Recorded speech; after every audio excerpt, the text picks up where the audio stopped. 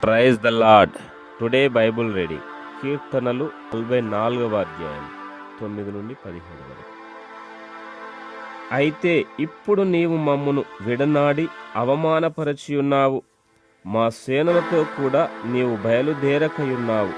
శత్రువుల ఎదుట నిలవకుండా మమ్మును వెనుకకు పారిపోజేయుచున్నావు. మమ్మును ద్వేషించువారు ఇష్టము వచ్చినట్లు మమ్మును దోచుకొనుచున్నారు. భోజన పదార్థముగా ఒకడు గొర్రెలను అప్పగించినట్లు నీవు మమ్మును అప్పగించియున్నావు. అన్యజనులలోనికి మమ్మును చెదరగొట్టియున్నావు.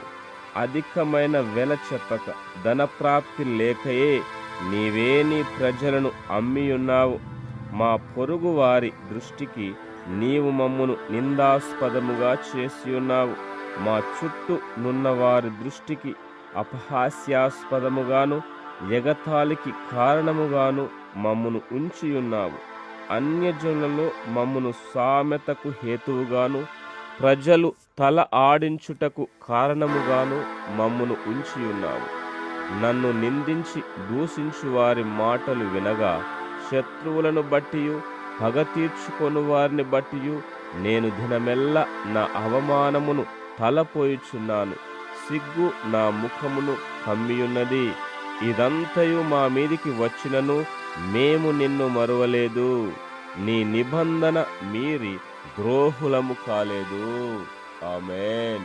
God bless you.